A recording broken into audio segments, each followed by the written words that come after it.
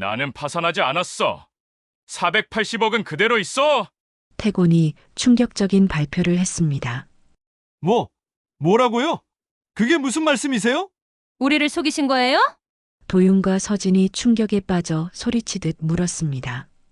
너희가 나를 사랑하는지, 돈을 사랑하는지 알고 싶었어. 태곤은 단호한 목소리로 답했습니다. 제발 용서해 주세요. 아빠 잘못했어요. 용서해줘요. 이 가족에겐 무슨 일이 있었던 걸까요? 구독과 좋아요로 따뜻한 응원 보내주시고 댓글로 여러분의 감상평도 나눠주세요.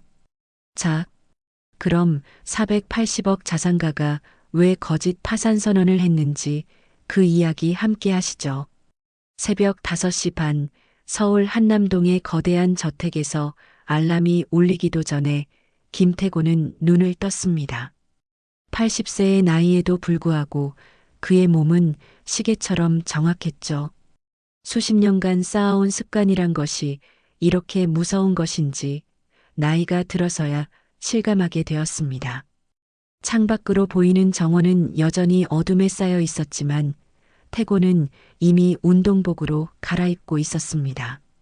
정원을 2바퀴 돌고 나서 간단한 맨손 체조를 마치니 어느새 해가 떠오르고 있었죠. 이 모든 것이 그에게는 너무도 자연스러운 일과였습니다. 운동을 마친 태곤은 샤워를 하고 평상시처럼 단정한 정장을 입었습니다. 거울 속에 자신을 바라보며 넥타이를 매는데 문득 이런 생각이 들었죠. 언제부터 이렇게 기계적으로 살아왔을까?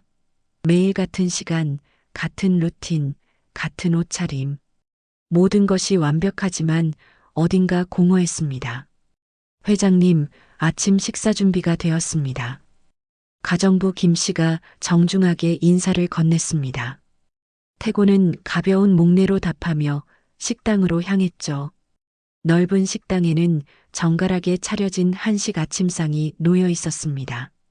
된장찌개, 구운 갈치, 시금치 나물, 도라지 무침, 김치, 그리고 갓 지은 흰쌀밥까지 모든 것이 완벽했습니다. 하지만 이 넓은 식탁에 혼자 앉아 있자니 왠지 모르게 쓸쓸함이 밀려왔죠. 태곤이 젓가락을 들려는 순간 장남 도윤이 나타났습니다. 45살의 도윤은 아침부터 정장을 깔끔하게 차려입고 있었죠. 명품 넥타이에 반들반들한 구두까지 역시 태곤의 아들다웠습니다. 아버지, 안녕히 주무셨습니까? 그래, 잘 잤다. 너는 벌써 출근 준비를 마쳤구나. 도윤은 아버지 옆자리에 앉으며 은근히 운을 뗐습니다. 아버지, 이번에 제가 말씀드린 신사업 투자건은 어떻게 생각해 보셨나요? 시장 분석 결과를 보니 정말 좋은 기회인 것 같은데요. 초기 투자금만 20억 정도면 충분히 성공할 수 있을 것 같습니다. 태곤은 묵묵히 밥을 드시면서도 속으로는 한숨을 쉬고 있었습니다. 아들과 함께하는 아침 식사조차 결국 돈 이야기로 귀결되는 현실이 씁쓸했죠. 언제부터 아들이 자신을 찾아오는 이유가 안부를 묻기 위해서가 아니라 투자금을 요청하기 위해서가 되었을까요? 검토해보겠다. 자료 정리해서 다시 가져와라. 네, 알겠습니다. 역시 아버지는 신중하세요. 도윤은 만족스러운 표정을 지으며 아버지의 어깨를 가볍게 두드렸습니다. 하지만 그 손길에서 진심보다는 계산적인 느낌이 전해졌죠. 짧은 대답과 함께 태곤이 다시 젓가락을 들자 이번에는 차녀 서진이 나타났습니다. 40살의 서진은 손에 고급스러운 쇼핑백 2개를 들고 있었죠. 평소보다 화사한 화장에 값비싼 옷차림이었습니다. 아버지, 아침 드시고 계시네요. 이거 보세요. 서진은 쇼핑백에서 명품 옷 한 벌을 꺼내 보였습니다. 고급스러운 캐시미어 코트였죠. 태그를 보니 가격이 무려 500만 원이었습니다. 아버지께 잘 어울릴 것 같아서 골랐어요. 아버지 피부톤에 딱 맞는 색깔이죠? 태곤은 코트를 바라보며 고개를 끄덕였습니다. 분명 좋은 옷이었죠. 하지만 서진의 다음 말에 태곤의 표정이 굳어졌습니다. 그런데 아버지, 우리 집 큰아이가 내년에 미국 유학을 가게 됐는데요. 하버드 대학교 예비 과정에 합격했거든요.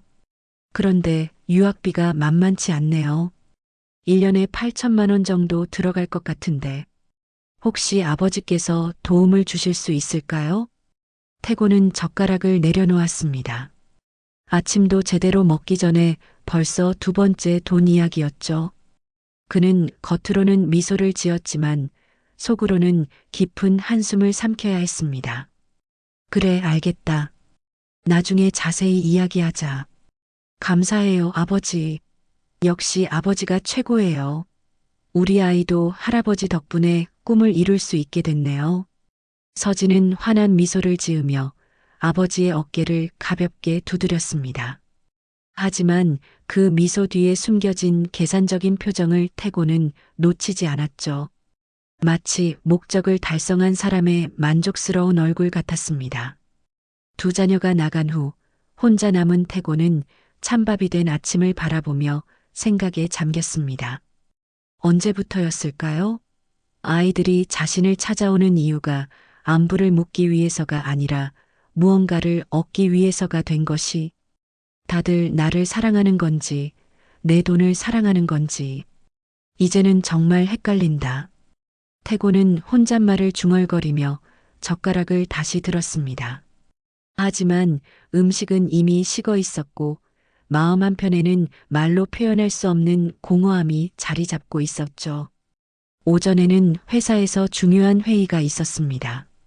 임원들이 모여 앉아 분기별 실적을 보고하고 새로운 사업 계획을 논의했죠.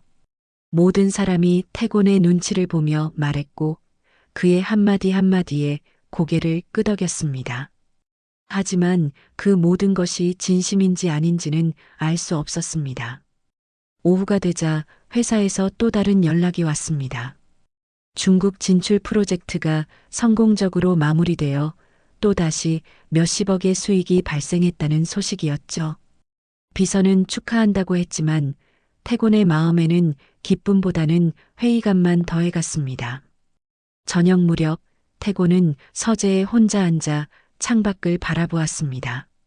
넓은 정원과 값비싼 조경, 그리고 저 멀리 보이는 한강까지 모든 것이 완벽해 보였지만 왠지 모르게 공허했습니다. 마치 아름답게 꾸며진 황금 세장 같았죠. 그때 막내 민호에게서 전화가 걸려왔습니다. 아버지, 안녕하세요. 오늘 하루 어떻게 지내셨어요? 단순한 안부 인사였지만 태곤의 마음에는 작은 온기가 전해졌죠. 형이나 누나와는 확실히 다른 느낌이었습니다. 그래, 잘 지냈다. 너는 어떠냐? 저는 괜찮아요. 회사에서 새 프로젝트를 맡게 돼서 바쁘긴 하지만 보람 있어요. 아, 그리고 아버지, 이번 주말에 시간 되시면 저희 집에 놀러 오세요. 지연이가 아버지 좋아하시는 갈비찜 해드린다고 하네요. 민호의 목소리에는 진심이 담겨 있었습니다. 계산이나 욕심이 아닌 순수한 효심이 느껴졌죠. 태곤은 그제서야 오늘 하루 처음으로 진짜 미소를 지을 수 있었습니다. 고맙다. 꼭 가겠다. 네. 지연이가 정말 좋아할 거예요. 그럼 주말에 뵙겠습니다. 하지만 그 미소도 잠시였습니다.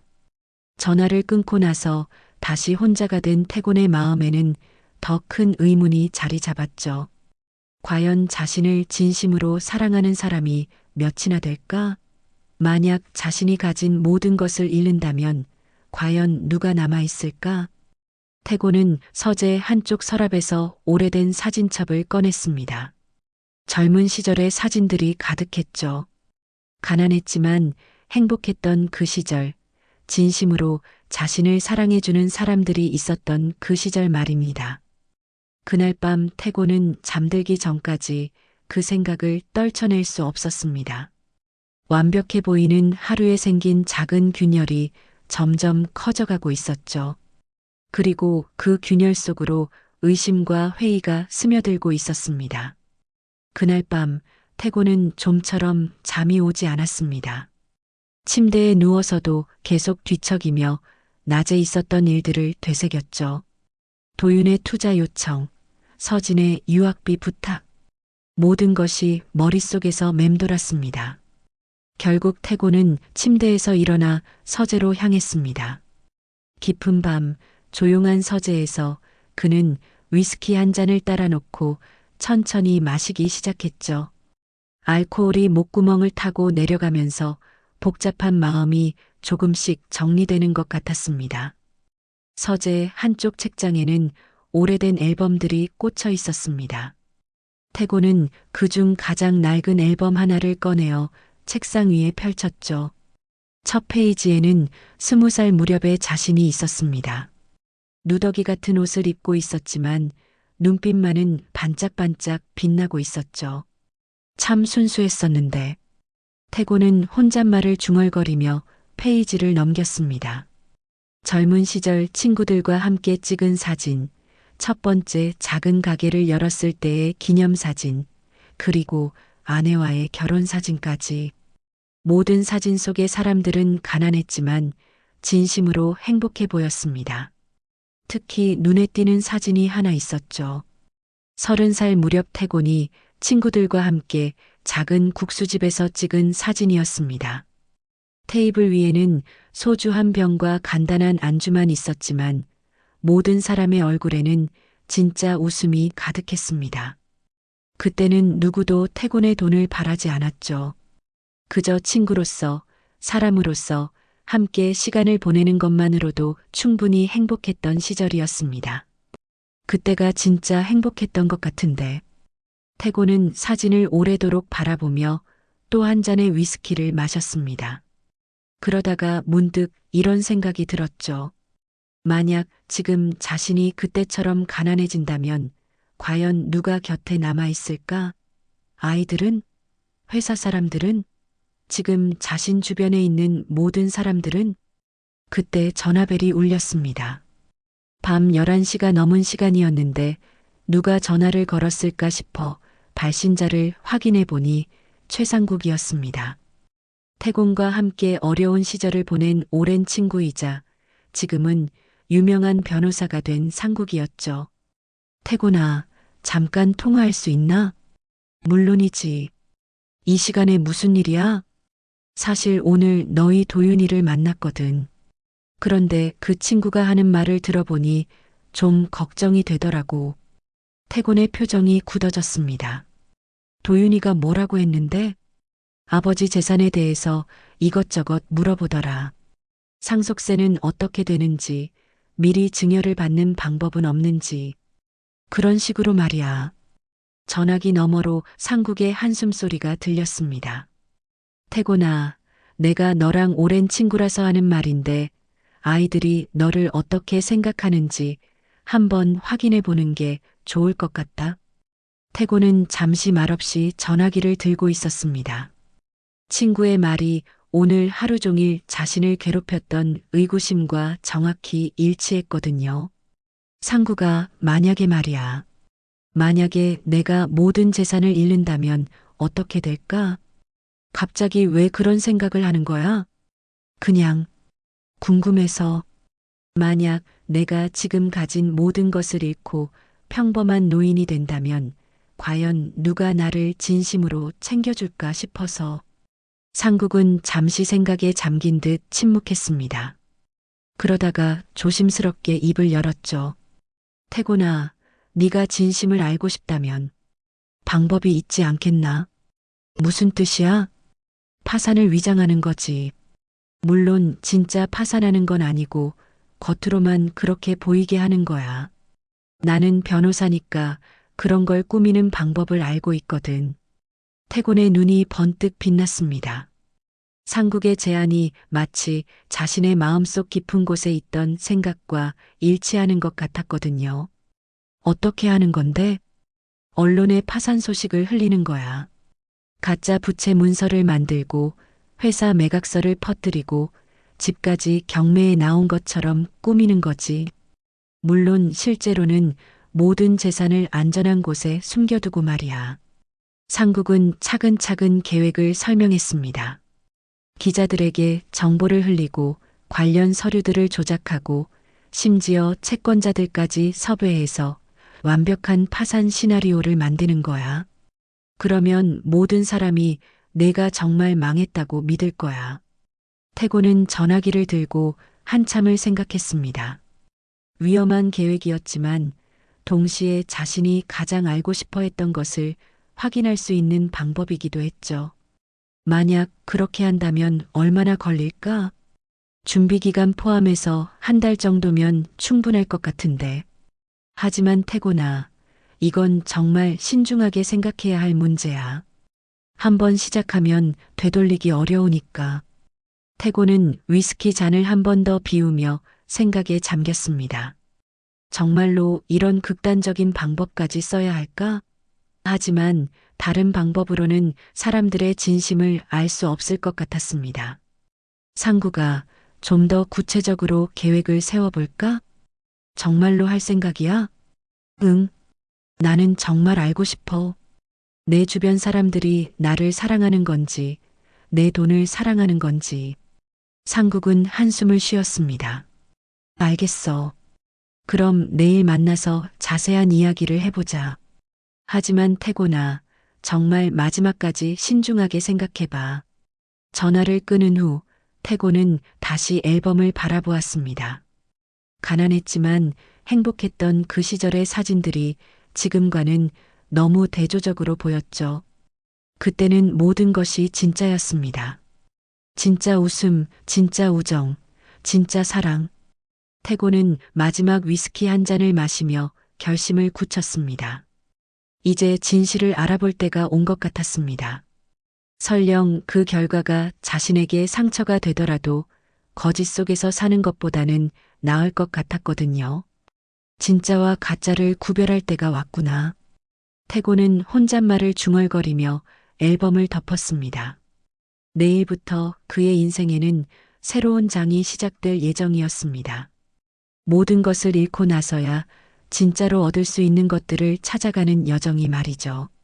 그날 밤 태고는 오랜만에 깊은 잠에 빠져들었습니다. 마음속 깊은 곳에서 무언가 결정된 듯한 안도감 때문이었을까요? 아니면 곧 시작될 모험에 대한 기대감 때문이었을까요? 어쨌든 그는 평소보다 편안한 잠을 잘 수 있었습니다. 다음 날 오후 태고는 상국의 법무법인 사무실에서 만났습니다. 강남 한복판에 위치한 고급 오피스 빌딩 최상층이었죠. 창밖으로는 서울 시내가 한눈에 내려다 보였습니다. 정말로 할 생각이야? 상국은 진지한 표정으로 태곤을 바라보며 물었습니다. 밤새 고민했던 흔적이 그의 얼굴에 역력했죠. 응, 결심했어. 이제 진실을 알고 싶다. 태곤의 목소리에는 확고한 의지가 담겨 있었습니다. 하룻밤 사이에 그의 마음은 완전히 정해진 것 같았죠. 상국은 한숨을 쉬며 책상 서랍에서 두꺼운 파일을 꺼냈습니다. 그럼 계획을 설명해 줄게. 하지만 정말 위험한 일이야. 한번 시작하면 최소 몇 개월은 계속해야 해. 첫 번째 단계는 언론 조작이었습니다. 상국은 몇몇 경제 기자들과 연결고리가 있었고 그들을 통해 태곤의 회사가 심각한 재정 위기에 빠졌다는 소문을 퍼뜨리기로 했습니다. 먼저 작은 기사부터 시작할 거야. 회사 실적 부진, 대출 연체 소식 같은 것들 말이야. 그러면서 점차 규모를 키워가는 거지. 두 번째는 가짜 서류 작성이었습니다. 채권자들의 독촉장, 법원의 재산 압류 통지서, 은행의 대출 만료 통보서 등을 정교하게 위조하는 것이었죠. 물론 진짜 법적 효력은 없지만 보기에는 완전히 진짜처럼 보이게 만들 수 있어. 세 번째는 회사와 개인 재산의 은밀한 이전이었습니다. 해외 비밀 계좌를 만들고 명의를 바꾸고 복잡한 금융 구조를 통해 모든 재산을 안전하게 숨기는 것이었죠. 이 부분이 가장 중요해. 진짜로 재산을 잃으면 안 되니까. 태곤은 상국의 설명을 들으며 고개를 끄덕였습니다. 계획은 생각보다 정교하고 치밀했습니다. 언제부터 시작할까? 준비 기간이 2주 정도 필요해. 그럼 다음 주 월요일부터 시작하자. 2주 동안 태곤과 상국은 바쁘게 움직였습니다. 해외 계좌 개설, 가짜 서류 준비, 언론 접촉까지 모든 것이 비밀리에 진행되었죠. 그리고 드디어 그 월요일이 왔습니다. 아침 일찍 주요 경제신문에 작은 기사가 실렸습니다. 김태곤 그룹 분기 실적 부진으로 구조조정 검토. 기사 내용은 그리 자극적이지 않았지만 태곤 주변 사람들에게는 충분한 충격이었습니다. 오전부터 전화가 쏟아지기 시작했죠. 회장님, 기사는 사실입니까? 일시적인 현상입니다. 걱정 마세요. 태곤은 담담하게 대답했지만 속으로는 계획이 시작되었다는 사실에 긴장하고 있었습니다. 화요일에는 더 큰 기사가 나왔습니다. 김태곤 회장, 주력 사업 매각 검토, 자금난 심화. 이번에는 구체적인 내용까지 포함되어 있었습니다. 부채 규모, 현금 부족 상황, 채권자들의 압박까지 모든 것이 상국의 계획대로 진행되고 있었죠. 수요일 오후 태곤의 집에 가짜 법원 직원이 나타났습니다. 물론 상국이 섭외한 연기자였지만 완벽한 연기를 펼쳤죠. 김태곤 씨 맞습니까? 재산 압류 통지서를 전달하러 왔습니다. 가정부 김 씨는 깜짝 놀라며 태곤에게 알렸고 태곤은 침착하게 서류를 받아보았습니다. 가짜 서류였지만 정말 진짜 같았습니다. 목요일에는 더욱 충격적인 소식이 전해졌습니다. 김태곤 회장 한남동 저택, 경매 절차 개시. 이 기사가 나가자 태곤의 휴대폰은 쉴 새 없이 울렸습니다. 하지만 대부분은 진짜 걱정보다는 호기심이나 가십에 가까웠죠. 그리고 금요일 결정적인 기사가 실렸습니다. 김태곤 회장, 480억 재산 증발. 회생 불가능. 이 기사와 함께 태곤은 급히 기자회견을 열었습니다. 평소 이용하던 고급 호텔이 아닌 작은 구청 강당에서였죠. 기자회견장에는 수십 명의 기자들이 몰려들었습니다. 플래시가 터지는 가운데 태곤이 단상에 올라섰습니다. 평소와 달리 초라한 정장을 입고 있었죠. 여러분께 송구스러운 말씀을 드립니다. 태곤의 목소리는 떨리고 있었습니다. 연기였지만 진짜 같았죠.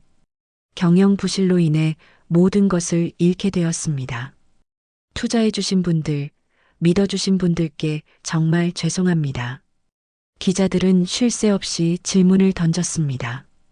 회장님, 정확한 부채 규모는 얼마입니까? 개인 재산도 모두 잃으신 건가요? 앞으로 계획은 어떻게 되십니까? 태곤은 하나하나 답변했습니다. 부채는 500억 원 정도입니다. 개인 재산도 모두 압류되었고요. 이제 혼자 조용히 살아가려고 합니다. 기자회견이 끝난 후 태곤은 상국과 함께 미리 준비해둔 다세대 주택으로 향했습니다. 한남동 저택과는 정반대의 초라한 곳이었죠. 정말 여기서 살 생각이야? 상국이 걱정스럽게 물었습니다. 응, 이래야 진짜 같잖아. 태곤은 짐을 정리하며 대답했습니다. 명품 정장들은 모두 상자에 넣어두고 오래된 옷들만 옷장에 걸었죠. 그날 저녁 뉴스에는 태곤의 몰락이 주요 뉴스로 다뤄졌습니다. 재계 거물 김태곤 회장, 하루아침에 빈털터리 전락. 뉴스를 보며 태곤은 복잡한 심정이었습니다. 이제 정말 시작이었습니다. 사람들의 진심을 확인할 수 있는 진짜 테스트가 말이죠. 휴대폰에는 메시지들이 쏟아지고 있었습니다. 하지만 대부분은 진짜 위로보다는 호기심이나 가십에 가까웠습니다. 이제 누가 진짜 나를 위해 남아있을지 보자. 태곤은 혼잣말을 중얼거리며 창밖을 바라보았습니다. 한남동의 화려한 야경 대신 보이는 것은 낡은 건물들과 어두운 골목이었습니다. 하지만 이상하게도 마음은 편했습니다. 이제 모든 가면을 벗고 진실을 마주할 수 있을 것 같았거든요. 파산 소식이 퍼진 첫 주, 태곤의 휴대폰은 쉴 새 없이 울렸습니다. 처음에는 정말 많은 사람들이 위로의 전화를 걸어왔죠. 회장님, 정말 안 됐습니다. 무슨 도움이 필요하시면 언제든 연락하세요. 회장님, 힘내세요. 다시 일어나실 수 있을 거예요. 하지만 태곤은 이런 말들이 얼마나 진심인지 의심스러웠습니다. 정말로 도움이 필요하다고 말하면 과연 몇 명이나 실제로 도움을 줄까요? 월요일 아침, 태곤은 평소 자주 가던 고급 식당에 가보았습니다. 예전에는 사장이 직접 나와서 인사를 건네고 최고급 룸으로 안내해 주었는데 이번에는 상황이 완전히 달랐습니다. 회장님? 사장은 태곤을 알아보고는 당황스러운 표정을 지었습니다. 평소와 달리 초라한 옷차림의 태곤을 보고 어떻게 반응해야 할지 모르는 눈치였죠. 네, 간단히 식사 좀 하려고 왔습니다. 그런데 죄송하지만 오늘은 예약이 가득 차서요. 사장의 말은 명백한 거짓말이었습니다. 식당 안을 보니 빈 테이블이 여러 개 보였거든요. 태곤은 씁쓸한 미소를 지으며 식당을 나왔습니다. 화요일에는 더욱 충격적인 일이 있었습니다. 평소 태곤에게 극진히 대했던 골프장 지배인에게서 전화가 왔습니다. 회장님, 죄송한 말씀이지만 그동안 밀린 회원권 관리비가 있어서요. 정산하지 않으시면 회원권을 정지시켜야 할 것 같습니다. 밀린 관리비요? 제가 언제 밀린 적이 있나요? 그게 사실은 새로운 규정이 생겨서. 지배인의 말은 횡설수설이었습니다. 결국 태곤이 망했다고 생각하니 더 이상 귀한 손님으로 대접하고 싶지 않다는 뜻이었죠. 수요일 오후 태곤은 평소 친하게 지내던 재계 인사들과의 모임에 참석했습니다. 원래 모임이라서 빠질 수 없었거든요. 하지만 분위기는 예전과 완전히 달랐습니다. 태곤이 형, 정말 고생이 많으시겠어요. 겉으로는 위로의 말을 건네지만 모든 사람의 눈빛에서는 거리감이 느껴졌습니다. 예전에는 태곤의 말 한마디에 귀를 기울이던 사람들이 이제는 대화에서 소외시키고 있었죠. 참, 다음 주 골프 모임은 어떻게 하실 건가요? 누군가 은근히 물었습니다. 저는 당분간 참석하기 어려울 것 같습니다. 태곤의 대답을 들은 사람들은 서로 눈빛을 주고받았습니다. 마치 역시 그럴 줄 알았다는 표정이었죠. 목요일에는 더욱 서글픈 일이 벌어졌습니다. 회사에서 오랫동안 함께 일했던 임원들이 태곤을 찾아왔습니다. 회장님, 정말 죄송합니다. 하지만 저희도 가족이 있어서. 그들은 한 명씩 사직서를 내밀었습니다. 어려운 상황에서 함께 버티겠다는 사람은 아무도 없었죠. 모두 자신들의 앞길만 생각하고 있었습니다. 이해합니다. 어쩔 수 없는 일이죠. 태곤은 담담하게 대답했지만 마음속으로는 실망감이 커져갔습니다. 그리고 금요일 저녁 가장 충격적인 일이 벌어졌습니다. 장남 도윤과 차녀 서진이 비밀리에 만나는 것을 목격한 것입니다. 태곤은 우연히 서진이 자주 가는 카페 근처를 지나가다가 익숙한 목소리를 들었습니다. 카페 구석자리에 도윤과 서진이 앉아 있었죠. 오빠, 이제 정말 어떻게 해야 할까요? 서진의 목소리에는 걱정이 가득했습니다. 아버지가 정말 모든 걸 잃으셨으니까 우리가 책임져야 할 것 같은데. 도윤의 대답을 들으며 태곤은 잠시 감동했습니다. 역시 내 아이들은 다르구나 싶었죠. 하지만 다음 말을 듣고는 충격을 받았습니다. 그런데 오빠 아버지를 우리 집에서 모시기에는 솔직히 부담스럽지 않아요? 그러게 말이야. 우리도 애들 교육비며 집 대출이며 여유가 없잖아. 태곤의 가슴이 철렁 내려앉았습니다. 그럼 어떻게 할까요? 내가 알아본 요양원이 하나 있어. 시설도 괜찮고 비용도 그럭저럭 할 만해. 요양원이요? 아버지를 요양원에? 그게 아버지를 위해서도 좋을 것 같아. 전문적인 케어를 받을 수 있잖아. 서진은 잠시 망설이더니 고개를 끄덕였습니다.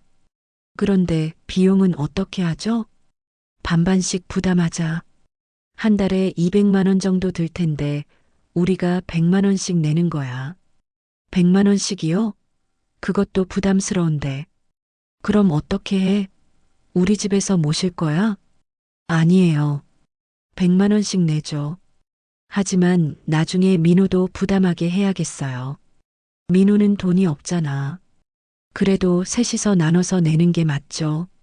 태고는 이 대화를 듣고 있던 자신이 한심스러웠습니다. 자식들이 자신을 짐짝 취급하는 것을 몰래 엿듣고 있다니요. 그럼 언제 아버지께 말씀드릴까요? 이번 주말에 셋이 모여서 이야기하자. 아버지한테는 건강을 위해서라고 하고. 네, 알겠어요. 두 사람은 대화를 마치고 각자 헤어졌습니다. 태고는 한참을 그 자리에 서 있었죠. 마음이 너무 아팠습니다. 그날 밤 태고는 다세대 주택의 작은 방에서 혼자 앉아 생각했습니다. 자신이 가진 의심이 맞았구나 싶었죠. 정말로 어려운 상황이 되자 모든 사람이 등을 돌리고 있었습니다. 회사 사람들, 골프장 지배인, 고급 식당 사장, 재계 친구들, 그리고 심지어 자신의 자식들까지. 모든 사람이 태곤의 돈만 사랑했지 태곤 자신을 사랑하지는 않았던 것입니다. 하지만 이상하게도 마음이 편했습니다. 이제 진실을 알았으니까요. 더 이상 착각하며 살지 않아도 되었습니다. 휴대폰을 보니 막내 민호에게서 문자가 와 있었습니다. 아버지, 내일 시간 되시면 저희 집에 오세요. 지연이가 아버지 건강식 준비해 놨어요. 태고는 민호의 문자를 보며 작은 희망을 품었습니다. 혹시 민호만은 다를까요? 토요일 아침, 태고는 민호의 집으로 향했습니다. 지하철을 타고 가면서 예전 자신의 모습을 떠올렸죠. 언제나 고급 승용차로 이동하던 자신이 이제는 대중교통을 이용하고 있다는 현실이 새삼 실감났습니다. 민호가 사는 곳은 강서구의 24평형 아파트였습니다. 한남동 저택과 비교하면 정말 작은 집이었지만 태곤에게는 왠지 모르게 따뜻함이 느껴졌습니다. 아버지, 어서 오세요. 민호가 현관문을 열고 반갑게 맞이했습니다. 그의 얼굴에는 진심 어린 기쁨이 가득했죠. 민호야, 잘 지냈니? 네, 아버지. 어서 들어오세요. 지연이가 아침부터 아버지 오신다고 음식 준비하느라 바빴어요. 거실로 들어서니 민호의 아내 지연이 앞치마를 두르고 나왔습니다. 임신 7개월인 지연은 배가 많이 불렀지만 환한 미소로 태곤을 맞이했습니다. 아버님, 안녕하세요. 많이 힘드셨죠? 지연의 목소리에는 진심 어린 걱정이 담겨 있었습니다. 다른 사람들처럼 어색하거나 거리감이 느껴지는 것이 아니라 정말로 태곤을 걱정하는 마음이 전해졌죠. 고맙다, 지연아. 몸이 무거울 텐데 음식까지 준비해서. 아니에요. 아버님께서 좋아하실 만한 음식으로 준비했어요. 어서 앉으세요. 식탁에는 정성스럽게 차려진 음식들이 놓여 있었습니다. 갈비찜, 미역국, 잡채, 그리고 여러 가지 나물까지. 고급 식당의 음식은 아니었지만 정성이 가득 담긴 집밥이었죠. 와, 정말 맛있겠다. 오랜만에 제대로 된 집밥이네. 태고는 진심으로 감탄했습니다. 요즘 혼자 살면서 제대로 된 식사를 하지 못했거든요. 아버지, 많이 드세요. 요즘 제대로 못 드시는 것 같아서 걱정됐어요. 민호가 아버지 그릇에 갈비를 올려주며 말했습니다. 식사를 하면서 태곤은 민호 부부의 진심을 느낄 수 있었습니다. 그들은 태곤의 재산 상황에 대해서는 한마디도 언급하지 않았죠. 오직 태곤의 건강과 안부만 걱정했습니다. 아버지, 요즘 어디서 지내고 계세요? 응, 작은 다세대 주택에서 전세로 살고 있어. 혼자 사시기 외롭지 않으세요? 지연의 질문에 태곤은 잠시 생각에 잠겼습니다. 외롭긴 했지만 가짜 관심보다는 혼자 있는 것이 나았습니다. 괜찮다. 조용해서 좋기도 하고. 하지만 민호는 걱정스러운 표정을 지었습니다. 아버지, 그런데 형이랑 누나는 뭐라고 하나요? 태곤은 어제 들었던 대화를 떠올렸습니다.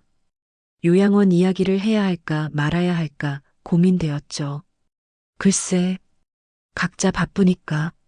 아버지, 혹시 형이나 누나가 아버지를 모시겠다고 하면 어떻게 하실 거예요? 민호의 질문에 태곤은 의외라는 표정을 지었습니다. 왜 그런 질문을 하니? 사실은 어제 형한테 전화가 왔거든요. 태곤의 마음이 철렁했습니다. 혹시 요양원 이야기를 하려는 건 아닐까요? 뭐라고 하던? 민호는 잠시 망설이더니 입을 열었습니다. 형이 그러는데 셋이서 만나서 아버지 일로 상의하자고 하더라고요. 내일 만나자고 하는데 역시였습니다. 도윤과 서진이 민호에게도 요양원 계획을 말하려는 거였죠. 그래서 뭐라고 했니? 저는 형 말이 이상해요. 아버지가 어려우실 때 가족이 더 가까이 있어야 하는 것 아닌가요? 민호의 말에 태곤은 깊이 감동했습니다. 역시 막내만은 달랐습니다. 민호야, 너는 정말. 아버지, 저희가 아버지를 모시면 안 될까요? 민호의 갑작스러운 제안에 태곤과 지연 모두 놀랐습니다. 무슨 소리야? 너희는 아기도 곧 태어날 텐데. 그래도 괜찮아요. 아버지는 저희 가족이니까요. 지연도 고개를 끄덕였습니다. 맞아요, 아버님. 저희가 모실게요. 집이 넓지는 않지만 아버님 방 하나는 충분히 만들 수 있어요. 태곤은 눈물이 날 것 같았습니다. 이런 진심을 언제 마지막으로 받아봤을까요? 고맙다. 정말 고맙다. 하지만 너희한테 부담을 줄 수는 없어. 부담이 아니에요, 아버지. 저희가 정말 모시고 싶어요. 민호의 목소리에는 확신이 가득했습니다.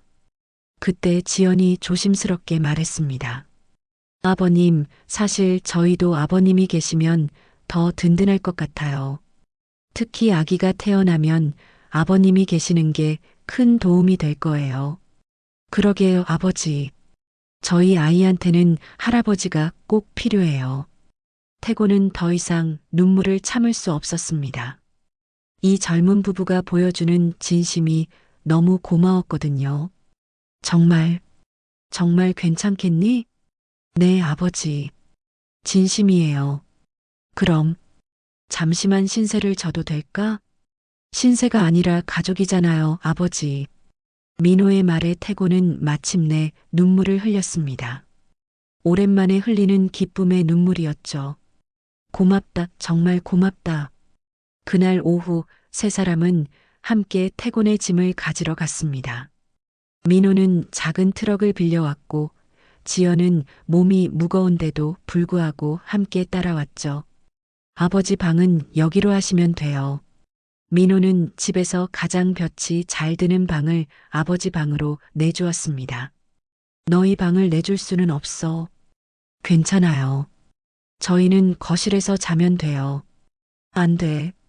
지연이가 임신 중인데 어떻게 거실에서 자니?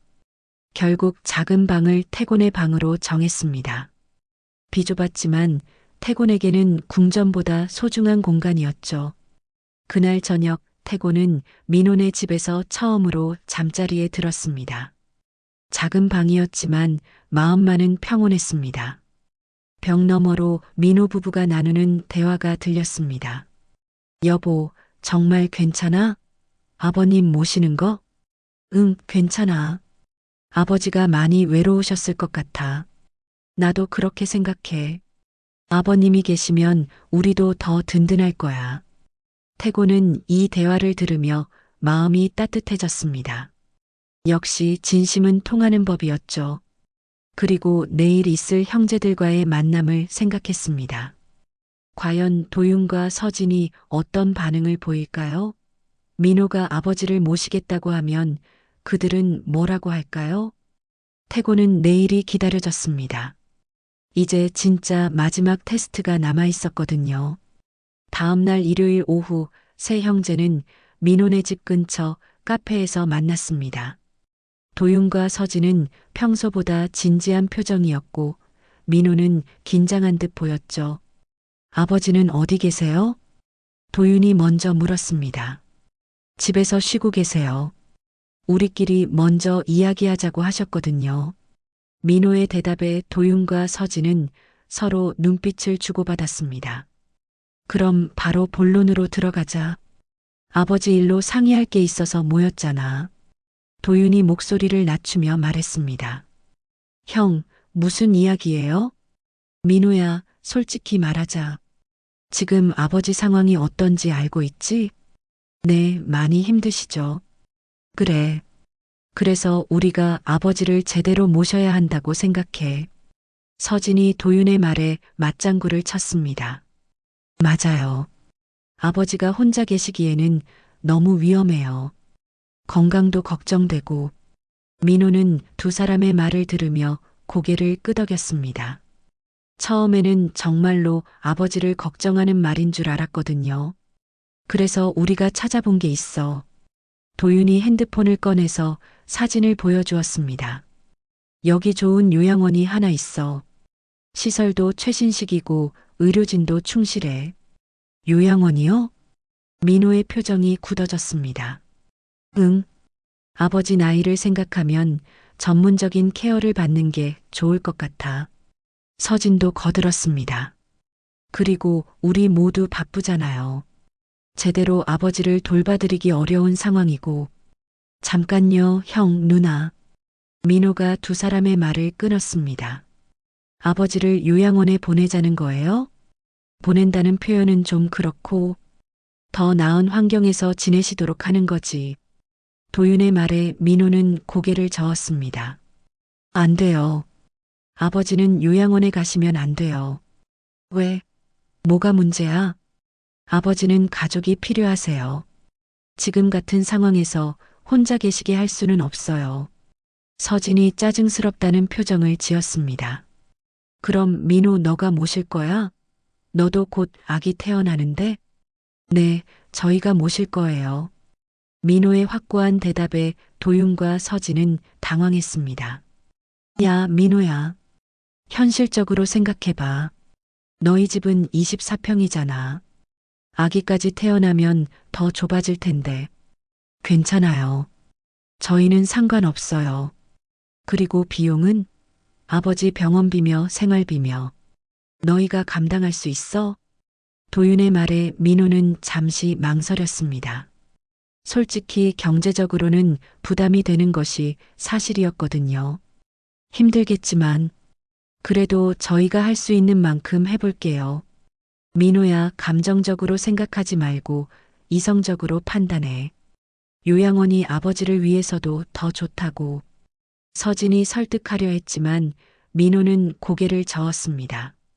누나, 저는 아버지가 가족과 함께 계시는 게 맞다고 생각해요. 가족이라고 해서 무조건 같이 살아야 하는 건 아니잖아. 그럼 누나는 아버지가 외로우셔도 상관없다는 거예요? 민호의 반박에 서진은 말문이 막혔습니다. 그게 아니라 아버지를 더 잘 돌볼 수 있는 방법을 찾자는 거야. 도윤이 나서서 분위기를 정리하려 했습니다. 민호야, 우리도 아버지를 사랑해. 하지만 현실을 무시할 수는 없잖아. 형, 그럼 형이나 누나가 모시면 되잖아요. 왜 요양원이에요? 이 질문에 도윤과 서진은 서로를 바라보며 당황했습니다. 그게 우리도 상황이 형네는 집도 넓고 누나네도 여유 있잖아요. 저희보다 훨씬 좋은 환경인데 왜 안 되는 거예요? 민호의 질문은 날카로웠습니다. 민호야, 그런 식으로 말하면 저는 궁금해요. 정말 아버지가 걱정되는 거예요? 아니면 부담스러워서 그런 거예요? 순간 카페 안이 조용해졌습니다. 민호의 직설적인 질문에 도윤과 서진은 대답할 말을 찾지 못했죠. 민호야, 너무 감정적으로 나가지 마. 도윤이 진정시키려 했지만 민호는 이미 화가 난 상태였습니다. 감정적이라고요? 저는 아버지를 진심으로 걱정하는 거예요. 우리도 걱정해서 하는 말이야. 그럼 형이 모시세요. 아니면 누나가 모시시든지. 서진이 언성을 높였습니다. 민호야, 우리도 각자 사정이 있다고. 저희도 사정 있어요. 그런데 왜 저희만 이해해야 하는 거예요? 카페 안이 점점 어수선해졌습니다. 다른 손님들의 시선도 집중되기 시작했죠. 야, 목소리 좀 낮춰. 도윤이 주변을 의식하며 말했습니다. 형, 솔직히 말해요. 아버지가 부담스럽죠? 그게 아니라. 그럼 뭐예요? 왜 꼭 요양원이어야 해요? 민호의 계속된 추궁에 결국 서진이 솔직한 마음을 드러냈습니다. 좋아, 솔직히 말할게. 지금 우리 형편으로는 아버지 모시기가 어려워. 우리도 살기 바빠. 그래, 나도 솔직히 말하자면 부담돼. 회사 상황도 안 좋고 애들 교육비도 만만치 않고. 도윤도 결국 본심을 털어놓았습니다. 민호는 두 사람의 말을 들으며 실망스럽다는 표정을 지었습니다. 역시 그런 거였네요. 민호야, 우리를 오해하지 마. 우리도 아니에요. 이해해요. 형이나 누나 입장에서는 그럴 수 있죠. 민호는 자리에서 일어났습니다. 하지만 저는 아버지를 모실 거예요. 저 혼자라도. 민호야, 잠깐. 더 이상 할 말 없어요. 아버지께 잘 얘기해 드릴게요. 민호는 그대로 카페를 나갔습니다. 도윤과 서진은 멘붕 상태로 남겨졌죠. 어떻게 하지? 민호가 너무 고집이 세네. 그래도 어쩔 수 없잖아. 우리도 상황이 있는데. 두 사람은 서로 변명만 늘어놓으며 헤어졌습니다. 한편 민호는 집으로 돌아와서 태곤에게 모든 상황을 솔직하게 말했습니다. 아버지, 형이랑 누나가 요양원 이야기를 꺼냈어요. 태곤은 예상했던 일이라 크게 놀라지 않았습니다. 그럼 너는 뭐라고 했니? 저희가 모시겠다고 했어요. 고맙다, 민호야. 태곤은 민호의 어깨를 다독이며 말했습니다. 아버지, 저는 진심이에요. 저희 가족이 되신 거예요. 그날 저녁 식사 자리에서 태곤은 지연에게 깊은 감사를 표했습니다. 지연아, 정말 고맙다. 너 같은 며느리를 둔 게 내 인생 최고의 행운이야. 지연은 수줍게 미소 지었습니다. 아버님, 저희가 더 감사해요. 아버님이 계시니까 정말 든든해요. 그날 밤 태곤은 자신의 방에서 깊은 생각에 잠겼습니다. 이제 모든 것이 명확해졌습니다. 누가 진심이고 누가 가짜인지 완벽하게 알 수 있었죠. 민호네 집에서 지낸 지 한 달이 지났습니다. 태곤은 이 한 달 동안 진짜 가족의 의미를 깨달을 수 있었죠. 민호와 지연은 정말로 태곤을 가족으로 받아들였고 태곤 역시 이들과 함께하는 시간이 행복했습니다. 어느 날 아침 지연이 갑자기 배를 움켜쥐며 아파했습니다. 여보, 배가 너무 아파요. 어떻게 아픈데? 혹시 진통인가? 민호가 당황하며 물었습니다. 병원에 가봐야겠어요. 태곤은 즉시 일어나서 말했습니다. 내가 같이 가겠다. 민호야, 빨리 차 준비해. 병원에서 검사를 받은 결과 다행히 큰 문제는 없었습니다. 하지만 의사는 안정을 취하라고 당부했죠. 임신 후기라서 몸이 힘드실 거예요. 무리하지 마시고 충분히 쉬세요. 집으로 돌아온 후 태고는 지연을 극진히 돌봤습니다. 약을 챙겨주고 음식을 만들어주고 심지어 발 마사지까지 해주었죠. 아버님, 정말 괜찮아요. 제가 할 수 있어요. 안 돼. 너는 쉬어야 해. 내가 다 할 테니까 걱정하지 마. 민호는 회사에서 돌아와서 이런 아버지의 모습을 보고 깊이 감동했습니다. 아버지, 정말 고맙습니다. 뭘 고마워해. 가족인데. 태고는 이 말을 하면서 자신도 모르게 눈물이 핑 돌았습니다. 진짜 가족이라는 게 이런 것이구나 싶었거든요. 며칠 후 뜻밖의 전화가 걸려왔습니다. 상국이었죠. 태고나, 이제 계획을 마무리할 때가 온 것 같다. 무슨 뜻이야? 내가 원했던 답을 얻었잖아. 이제 진실을 밝힐 때야. 태고는 잠시 생각에 잠겼습니다. 정말로 이제 모든 것을 밝혀야 할 때가 온 것 같았습니다. 언제 할까? 내일 오후에 변호사 사무실로 와. 도윤이와 서진이한테도 연락해서 같이 오라고 할게. 민호도 함께 하자.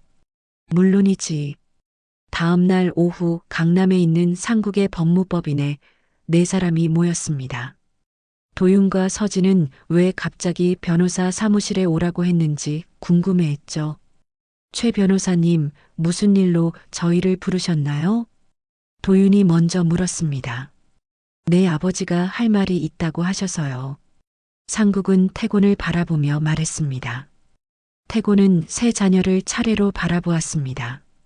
도윤과 서진의 얼굴에는 여전히 불편한 기색이 역력했고 민호만이 진심 어린 관심을 보이고 있었죠.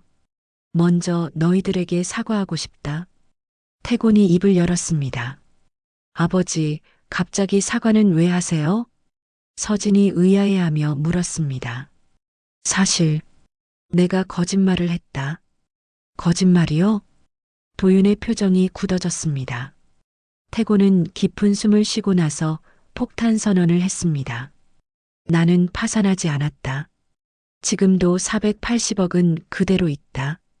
순간 사무실 안이 정적에 휩싸였습니다. 세 형제 모두 믿을 수 없다는 표정이었죠. 뭐라고요? 도윤이 더듬거리며 물었습니다.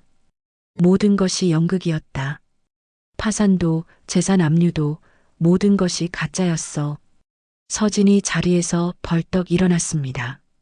아버지, 그럼 우리를 속이신 거예요? 그래, 속였다. 하지만 이유가 있었다. 태곤의 목소리는 단호했습니다. 너희가 나를 사랑하는지, 내 돈을 사랑하는지 알고 싶었다.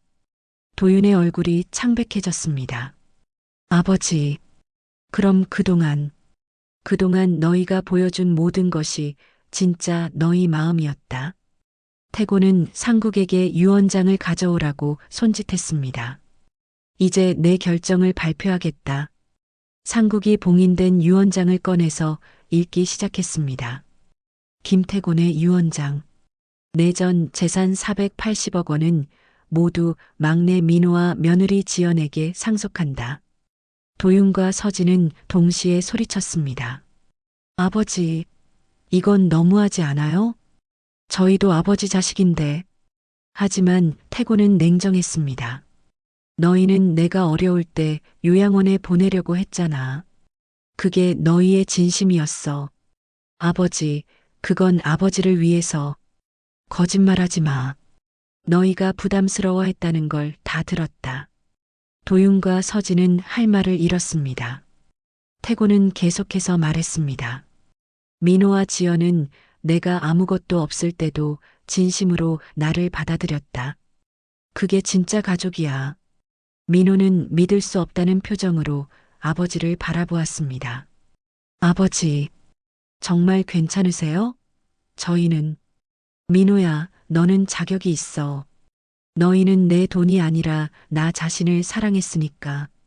그때 도윤이 무릎을 꿇고 매달렸습니다. 아버지, 제발 용서해 주세요. 제가 잘못했어요. 서진도 따라서 무릎을 꿇었습니다. 아버지, 저희가 잘못 생각했어요. 다시 한번 기회를 주세요. 하지만 태고는 고개를 저었습니다. 너무 늦었다. 이미 너희의 진심을 봤어. 아버지, 정말 후회하고 있어요. 후회는 돈 때문에 하는 거 아니야? 태곤의 날카로운 지적에 두 사람은 대답할 말을 찾지 못했습니다. 태곤은 민호에게 다가가서 손을 잡았습니다. 민호야, 지연아, 고맙다. 너희 덕분에 진짜 가족이 뭔지 알게 됐어. 지연은 눈물을 흘리며 말했습니다. 아버님, 저희는 돈 때문이 아니었어요. 정말 아버님이 좋아서. 나도 안다. 그래서 더 고마운 거야. 태고는 도윤과 서진을 마지막으로 바라보았습니다. 너희도 내 자식이니까 아예 안 줄 수는 없다. 각자 10억씩은 주겠다. 하지만 그게 전부야. 아버지, 더 이상 할 말 없다. 이제 나는 진짜 가족과 함께 살겠다. 태고는 민호 부부와 함께 변호사 사무실을 나섰습니다. 도윤과 서진은 자리에 그대로 남아 있었죠. 진심은 돈보다 귀하다는 걸 이제야 배웠다. 태고는 혼잣말을 중얼거리며 웃었습니다. 길고 긴 여정이 드디어 끝난 것 같았거든요. 변호사 사무실을 나온 후 태곤과 민호 부부는 한동안 말없이 걸었습니다. 너무 많은 일이 한꺼번에 벌어져서 모든 것을 소화하기에는 시간이 필요했거든요. 아버지, 정말 괜찮으세요? 민호가 조심스럽게 물었습니다. 아직도 믿기지 않는다는 표정이었죠. 응, 괜찮다. 오히려 속이 후련해. 태고는 진심으로 대답했습니다. 오랫동안 품고 있던 의문이 해결되니 마음이 정말 가벼워졌거든요. 아버님, 그런데 정말 저희가 받아도 되는 건가요? 지연이 걱정스럽게 물었습니다. 당연하지. 너희가 받을 자격이 있어. 태고는 지연의 손을 꼭 잡으며 말했습니다. 너희는 내가 아무것도 없을 때도 진심으로 나를 사랑해줬잖아. 그날 저녁 세 사람은 집으로 돌아와서 조용한 시간을 보냈습니다. 갑작스러운 변화에 모두 적응이 필요했죠. 아버지, 그런데 형이랑 누나는 어떻게 하실 거예요? 민호가 걱정스럽게 물었습니다. 글쎄, 시간이 해결해 주겠지. 태고는 창밖을 바라보며 말했습니다. 사실 마음 한편으로는 안타까웠지만 이미 내린 결정을 바꿀 생각은 없었습니다. 며칠 후 예상대로 도윤과 서진에게서 연락이 왔습니다. 하지만 태고는 받지 않았죠. 한동안은 거리를 두는 것이 서로에게 좋을 것 같았거든요. 그 대신 태고는 새로운 계획을 세우기 시작했습니다. 이제 진짜 의미 있는 일을 하고 싶었거든요. 민호야, 지연아, 내가 제안하고 싶은 게 있어. 어느 날 저녁 식사 자리에서 태곤이 입을 열었습니다. 뭐든지 말씀해 주세요, 아버님. 우리 새 집으로 이사하자. 새 집이요? 응. 너희도 곧 아기가 태어날 텐데 이 집은 너무 좁잖아. 태곤은 며칠 전부터 알아본 집 사진을 보여주었습니다. 한강이 내려다 보이는 아름다운 아파트였죠. 아버님, 이런 집은 너무 비싸잖아요. 지연이 놀라며 말했습니다. 돈은 걱정하지 마. 이제 우리한테는 충분히 있으니까. 하지만, 민호야, 내가 회사 그만두고 하고 싶은 일 해봐. 태곤의 갑작스러운 제안에 민호는 깜짝 놀랐습니다. 아버지, 무슨 말씀이세요? 너 예전에 사회복지사가 되고 싶다고 했었잖아. 이제 그 꿈을 이뤄봐. 민호는 몇 년 전에 사회복지사가 되어서 어려운 사람들을 돕고 싶다고 말한 적이 있었습니다. 하지만 현실적인 문제 때문에 포기했었죠. 정말 괜찮을까요? 물론이야. 아니, 나도 함께하고 싶어. 아버지도요? 응. 나도 이제 나이가 많으니까 남은 시간을 의미 있게 보내고 싶어. 태곤의 말에 민호와 지연은 감동했습니다. 어떤 일을 하고 싶으세요? 독거노인들을 도와주는 일 어떨까? 나 같은 노인들 중에는 정말 외로운 분들이 많을 거야. 태고는 지난 몇 달 동안의 경험을 통해 노인들의 외로움이 얼마나 큰 문제인지 깨달았습니다. 좋은 생각이에요, 아버님. 지연이 진심으로 공감하며 말했습니다. 그럼 우리 재단을 하나 만들자. 진심재단이라고 이름 지으면 어떨까? 진심재단이요? 응. 진심으로 사람을 돕는 재단 말이야. 며칠 후, 세 사람은 새 집으로 이사했습니다. 넓고 밝은 집에서 태고는 정말 오랜만에 마음의 평화를 느낄 수 있었죠. 새 집에서의 첫 저녁, 태고는 발코니에 나가서 한강을 바라보았습니다. 예전 한남동 저택에서 바라보던 한강과 같은 강이었지만 지금 보는 한강은 훨씬 아름다워 보였습니다. 아버님, 여기 계셨네요. 지연이 따뜻한 차를 들고 나왔습니다. 고맙다, 지연아. 아버님, 정말 행복하세요? 지연의 순수한 질문에 태고는 환하게 웃었습니다. 응, 정말 행복해. 이렇게 행복한 건 정말 오랜만이야. 저희도 정말 행복해요. 아버님이 계셔서 더 든든하고요. 그때 민호가 나타났습니다. 아버지, 재단 설립 준비가 거의 끝났어요. 정말 빨리 시작하고 싶었는데 잘 됐네. 다음 주부터 본격적으로 활동할 수 있을 것 같아요. 한 달 후, 진심재단의 첫 번째 활동이 시작되었습니다. 독거노인들을 위한 무료 급식 서비스였죠. 태고는 직접 앞치마를 두르고 음식을 나눠주었습니다. 예전에는 상상도 할 수 없었던 일이었지만 지금은 정말 보람 있었습니다. 할아버지, 고맙습니다. 한 할머니가 태곤에게 감사 인사를 건넸습니다. 천만에요. 맛있게 드세요. 태곤은 진심으로 웃으며 대답했습니다. 활동을 마치고 집으로 돌아오는 길에 민호가 말했습니다. 아버지, 오늘 정말 의미 있는 하루였어요. 그래, 나도 그래. 이런 게 진짜 보람인 것 같아.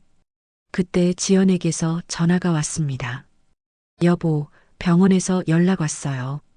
검진 받으러 오라고 하네요. 아, 맞다. 오늘 정기 검진 날이었지. 병원에서 검진을 받은 후 의사가 좋은 소식을 전해주었습니다. 아기가 정말 건강하게 자라고 있어요. 출산 예정일도 얼마 남지 않았고요. 정말요? 다행이네요. 지연이 안도하며 말했습니다. 집으로 돌아온 후 태고는 곧 태어날 손자를 생각하며 흐뭇해했습니다. 우리 손자가 태어나면 정말 행복할 거야. 네, 아버님. 아이에게는 정말 좋은 할아버지가 계시니까 든든해요. 그날 밤 태고는 침대에 누워서 지난 시간들을 되돌아보았습니다. 힘들고 아픈 시간도 있었지만 결국은 진짜 소중한 것을 찾을 수 있었습니다. 창밖으로 부드러운 달빛이 비쳐들어왔습니다. 태고는 그 빛을 바라보며 혼잣말을 중얼거렸습니다. 진심은 정말 돈보다 귀하구나. 이제야 진짜 인생이 시작되는 것 같아. 멀리서 민호와 지연이 나누는 대화가 들렸습니다. 여보, 정말 행복해. 나도 그래. 아버님이 계시니까 우리 가족이 더 완전해진 것 같아. 태고는 이 대화를 들으며 미소 지었습니다. 마침내 진짜 가족을 찾았구나 싶었거든요. 그리고 새로운 내일을 꿈꾸며 평안한 잠에 빠져들었습니다. 480억보다 훨씬 소중한 것을 얻은 채로 말이죠. 돈보다 소중한 사랑이 무엇인지 이 이야기는 우리에게 전해줍니다. 태곤 회장의 극단적인 시험이 결국 민호 부부의 순수한 사랑으로 보답받는 모습에서 우리는 여전히 진심이 통하는 아름다운 세상을 꿈꿀 수 있게 됩니다. 480억 원보다 값진 것은 바로 곁에서 함께해주는 따뜻한 마음이었습니다. 오늘 이야기가 여러분의 마음에 따뜻한 감동이 되었다면 구독과 좋아요로 응원해주세요.